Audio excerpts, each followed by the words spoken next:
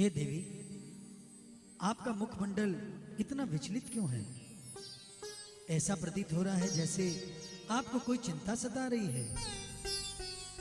प्रभु, आपने तो मानव देह धारण कर ली, परंतु मैं तो आपकी सेवा से वंचित रह जाऊंगी। मैं आपकी भार्या हूं। क्या आप मुझे अपने मनुष्य अवतार में अपनी सेवा करने का अवसर प्रदान नहीं करेंगे? हे देवी, हम बिना आपके साथ के कोई कार्य कर ही नहीं सकते। नारद मुनि द्वारा दिया गया श्राप आपको याद नहीं? उन्होंने क्या कहा था? मैं स्त्री के वियोग में वन वन भटकूंगा और तभी दुष्टों का दलन करूंगा। हे नाथ, मेरा अवतार कैसे होगा? देवी, आपका अवतार धरती माँ की गोद से होगा। राजा जनक के आंगन में आप हमारी भार्या के रूप में जन्म लेंगी। बिना आपकी सहायता के श्री राम के अवतार को कभी पूर्ण नहीं किया जा सकता।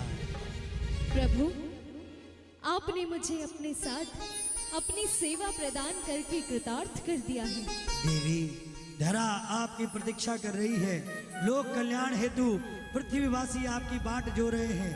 जाइए देवी, जाइए और धरती को कृतार्थ कीजिए। जो आज्ञा प्रभु।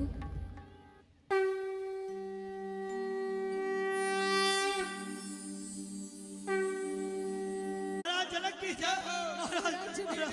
महाराज हमारी रक्षा कीजिए। महाराज हमारी रक्षा कीजिए। महाराज रक्षा कीजिए। महाराज, कहिए प्रजाजनों, इतने उदास और मायूस क्यों हो? क्या हुआ है? महाराज, अकाल से मिथिलावासी त्रस्त हो गए हैं।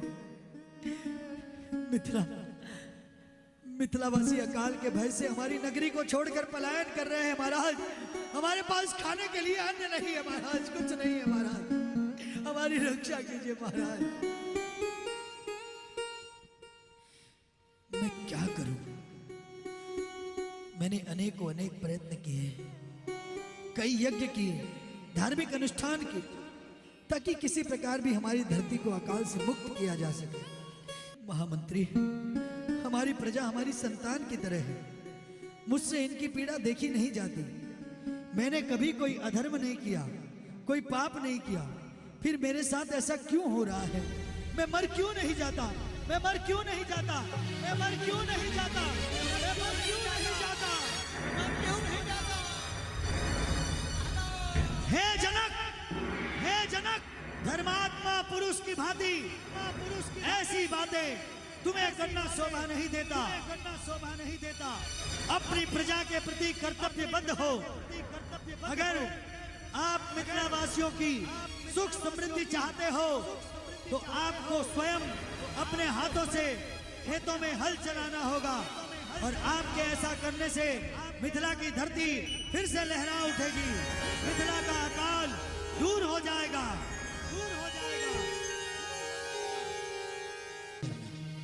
मैं अपना कर्तव्य पूरा करने के लिए, धर्म निभाने हेतु हल भी चलाने के लिए तैयार हूं।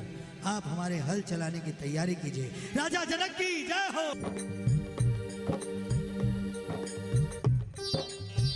राजा जनक ने हल हाथों में लेकर धरती को जब जोता, बंजर भूमि बंजर धरती, हल एक जगह जाकर रोका।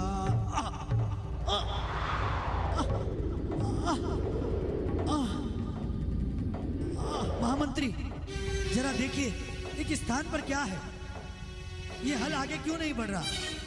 ठीक है राजन, मैं अभी देखता हूं।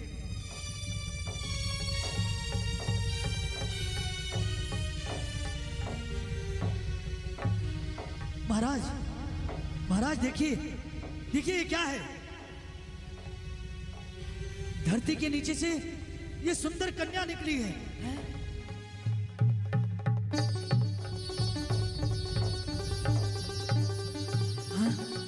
इतनी सुंदर कन्या धरती की गोद में।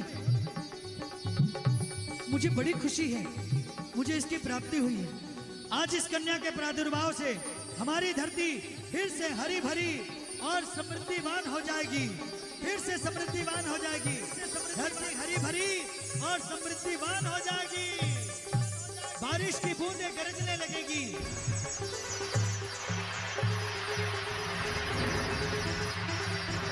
और इस कन्या के आने से मिथिला के भाग्य का उदय हुआ है। ये कन्या आज से मेरी पुत्री है। धरती माँ ने मुझे ये कन्या प्रदान की है। हल के शीश से उत्पन्न होने के कारण हम इस कन्या को सीता कह के पुकारेंगे। सीता, सीता।